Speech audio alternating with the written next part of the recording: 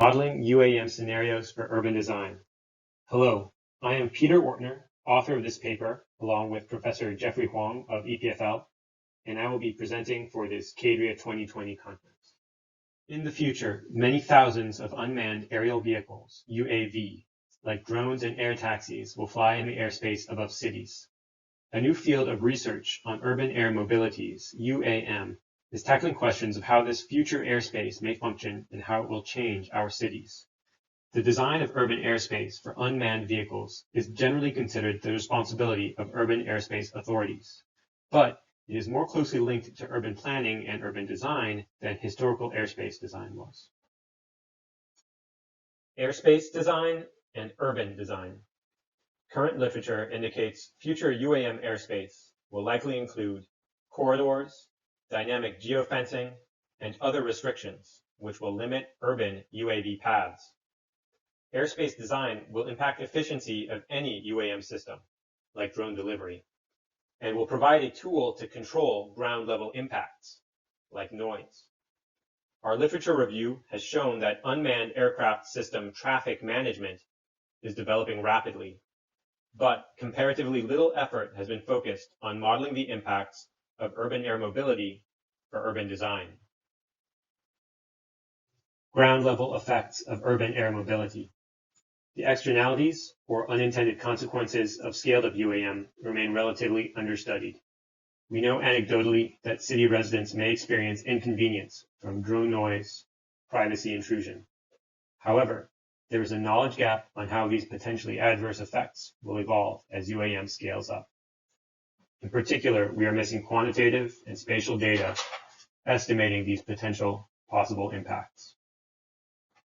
Urban designers and planners will, in the near future, need this data to enable them to reflect on where UAM traffic should be concentrated over pre-existing areas of the city. For the design of new areas of the city, this data may help to coordinate urban design with airspace design. A preliminary UAM modeling tool for urban design. In this paper, we describe a preliminary UAM modeling tool we have developed that is specifically adapted for urban design. We have created this tool to support understanding of trade-offs between the design of urban airspace and ground-level urban master planning. Key outputs. In order to understand the trade-offs between the design of urban airspace and ground-level urban master planning, in this preliminary model, we support comparison between UAM airspace efficiency and ground-level noise. We explore the efficiency of airspace design with two key metrics. One, the total distance traveled for a given set of origin-destination itineraries and a given set of corridors. This is measured in kilometers. Two, the number of out-of-range destinations for a given set of origin-destination itineraries along a given set of corridors. This is measured in a percentage of out-of-range destinations versus total destinations. In our model, ground-level noise is indicated by time-averaged noise pressure, decibels, at a grid of sample points. Visualizing origin corridor destination scenarios.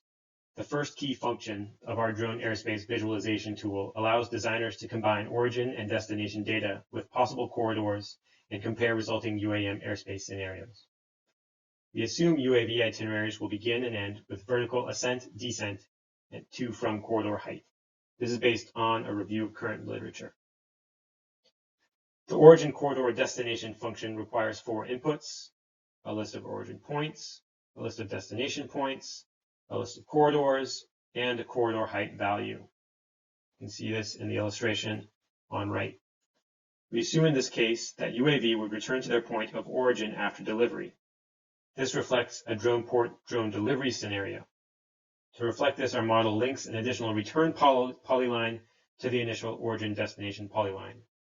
In the coming illustrations and screen captures, you will see this return path has been placed directly below the original path to facilitate visualization.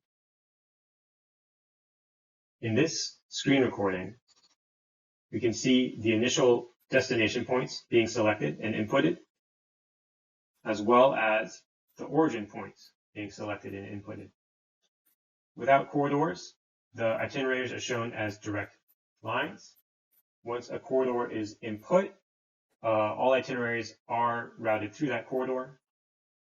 Scenarios can be explored by selecting alternative corridors. If multiple corridors are selected, then the shortest path is chosen for each set of origin and destination. Visualizing corridor-based flight paths. We include a function which identifies routes that exceed a user-defined range limit. Routes that exceed the range limit are assigned a different color in the visualization and are shown here as magenta. Additionally, we have an add-on script which animates the drones flying along the scenario itineraries. Average speed is defined by the user. This approximation of urban UAV flight is used in the next step to create a simple UAM urban noise model. Estimating cumulative drone noise.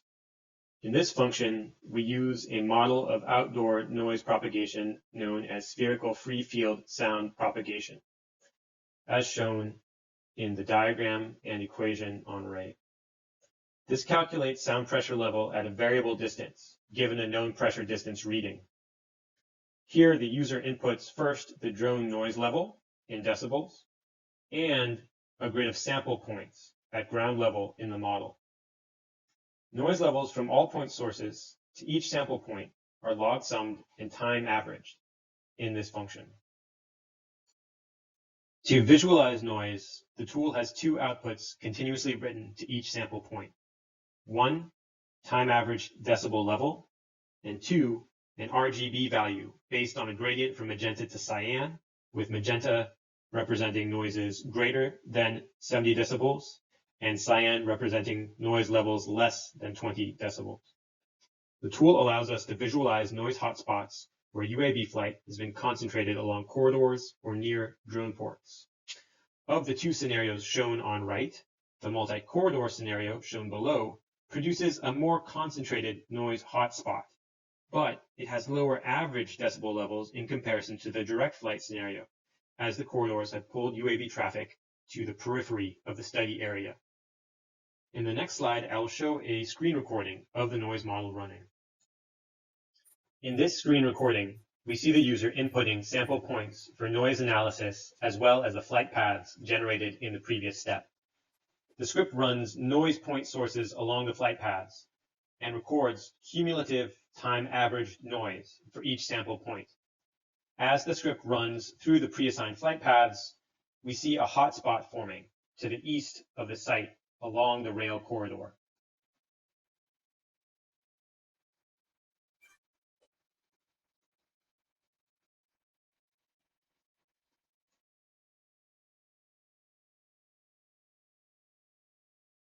Results: an urban design studio for UAM.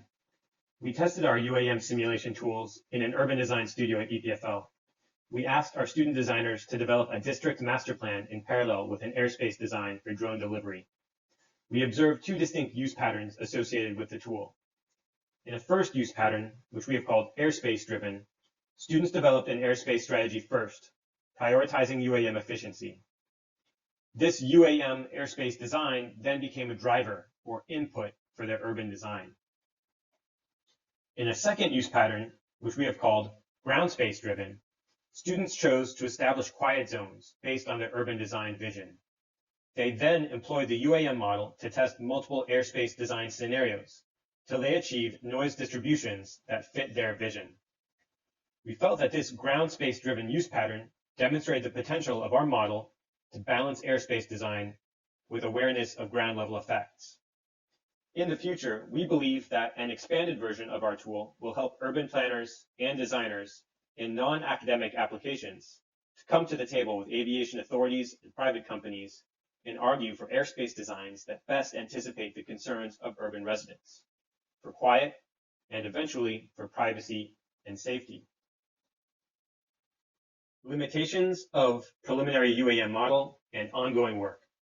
While we feel that our corridor-based simulation is sufficient to preliminary urban design studies, and that it has provided valuable input in our design explorations, we recognize that a polygonal corridor model can be over-restrictive. In our ongoing work, we are moving toward a volumetric and network-based airspace model. This would nonetheless still provide a simplified and global airspace overview, useful to urban designers and planners. The noise simulation presented in this paper also has limitations.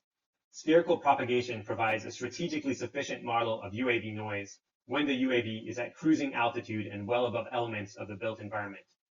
However, when UAV are in closer proximity to ground or architectural surfaces, reflection will significantly increase noise from certain vantage points. As the study area for our master plan design study was low-rise and largely vacant, the impact of urban canyon noise effect was less important for our design studies. Looking forward, as we will produce a tool with wider applicability, taking into account noise reflections will be a justified next step. Additionally, the ability to recalculate UAM noise levels based on the presence of proposed future buildings would be a valuable function for urban designers. Ongoing work also looks at noise prediction benchmarking relative to pre-existing urban noise models. This will help us better understand how accurate our model is and what areas are needed to be improved upon.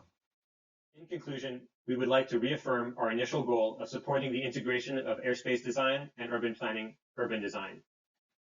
This model and others like it are needed to enable designers of the urban realm to advance their expertise and concerns on the issue of airspace design. We believe future applications of the model could include assisting urban planners to reserve space for future UAM infrastructural needs. Eventually, it may also assist aviation authorities in decision-making on how to route growing UAM traffic over urban terrain. In the near future, we are hoping to apply a similar methodology to a privacy impact metric for UAM, as well as a crash risk metric. The authors would like to thank EPFL Media Design Lab students and staff who tested our UAM model.